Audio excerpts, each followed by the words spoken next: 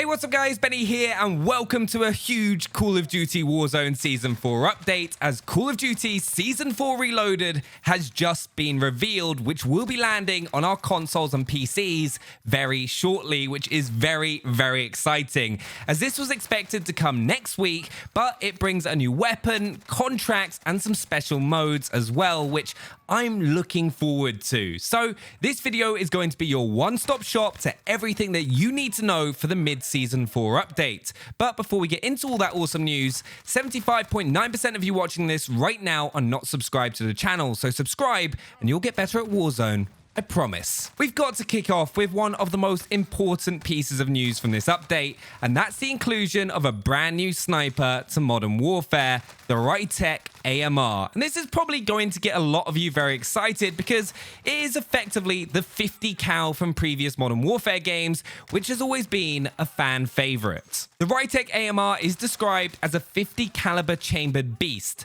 which joins the 3 other weapons in the sniper rifle category and is yours to unlock via an in-game challenge, which we can hope isn't too difficult to unlock like previous weapons. However, a blueprint variant will also be available to get through the store in the Lost Souls bundle. But whether you need to lock down an objective in multiplayer, lay waste in AQ in co-op, or take that cross Verdansk shot in Warzone, the Rytec AMR is one of the deadliest semi-automatic anti-material rifles an operator can get their hands on. Use the included Pictionary rail to gunsmith it out to the situation at hand and get back in the fight as your squad's reliable sharpshooter. The most interesting thing with this is that it's a semi-automatic sniper, so falls within the same category as the Dragunov, though I expect we'll be able to comfortably take out someone with a one-shot headshot, though is bound to have a lot of kick to it, just like previous games. But if you're a sniper fan, this is something people have been asking for a long time, as snipers just haven't been touched since Modern Warfare first came out, and I can't wait to get my hands on it to see if it changes the game's meta. Next, another one of the big announcements with the mid-season 4 update is the inclusion of a brand new limited time mode that has been rumored for a while now, and that is 200 player quads. Warzone has been one of the largest battle royales out there, and it's going to get even bigger. For me, this is great news, as the mid part of the game, in my opinion, sometimes sees lobbies die out pretty fast and not have enough players. So this mode will hopefully combat that, though drop locations like Superstore and Airport could be about to become even hotter, which is slightly terrifying to think about. So you may want to go ahead and change your strategy for the 200 player mode if that's your go-to drop location, as odds are there will be a lot of players to deal with. The mode was described as Verdansk will now be able to hold up to 200 players in Battle Royale quads. That means 50 quads of operators fighting each other and the encroaching circle claps. This new player count makes Warzone an even bigger Battle Royale experience, so get ready to drop in alongside 199 other members of this million-strong community to cause havoc. Personally, I just can't wait to give it a go. This next mode has also been teased since the minigun was put into Vault 11, and that is the brand new Juggernaut Royale mode. Now, this mode will work by you finding one of the airdropped care packages to become the Juggernaut and use the minigun to attack enemies and vehicles. Once a Juggernaut is sent to the Gulag, a new Juggernaut care package will drop onto the map, so do your best to capture the suit and take on any squad that stands in your way. It's going to be interesting to see how the Juggernaut holds up, especially in the larger open areas of the map, as you're going to be very slow to move around, and it will also be interesting to see if you can get into your teammates' vehicles if the game mode's squad base.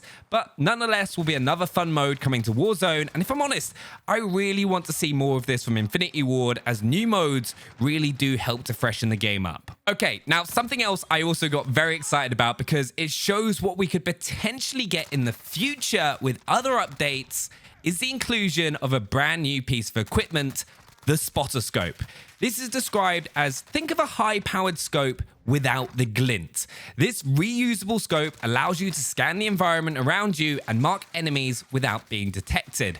Perfect for scouting ahead, the spotter scope is a great tool for operators who want to plan their next move whilst keeping a low profile. Now, this is definitely going to be a piece of equipment that suits slower paced game styles, but in larger areas of the map like farmland, where it's very easy for enemies to hide, this could be exactly what you need to spot them for you and your team and could help you win the game. But as I said earlier, this is the first piece of equipment that has been updated into the game. This could mean they could add grappling hooks or rappels or anything like that to really help change the game's meta up in the future, which is definitely needed for places like Airport Tower. So even though for me, I'm not super excited about the spotter scope, I'm more excited about what it could mean for the future. The next big update you're going to want to know about for the mid-season 4 update is that there is a brand new contract being added into the game called Supply Run, which means we now have Scavenger, Recon, Bounty, Most Wanted, Contraband, and the brand new Supply Run contract to choose from.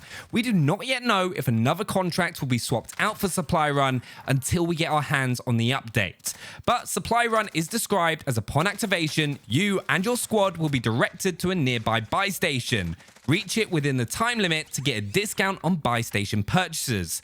Our recommendation, 2 feet can only get you to a buy station fast enough, so consider alternate modes of transportation. Now, if we're completely honest, this is going to really change how people play the game, especially if loadout drops and UAVs are on discount, because those are two of the most important things that you can buy in the game if you want to do well. Same as buying your teammates back. This could be your chance to get your squad back into the game with a small amount of cash. Though, in my opinion, I can already see people camping out buy stations a lot more often, purely because they know, like the bounty contract system, teams will be far more likely to push into those areas for those big discounts, so you could get some easy kills by people just stood there buying stuff as quickly as they can. Also, other good news is the Gulag weapons are changing again. First, it was shotguns and pistols, then it was automatic weapons, and it'll be interesting to see what they decide to go for this time. Personally, I would quite like a larger weapon cycle, including the new sniper rifle for some quick,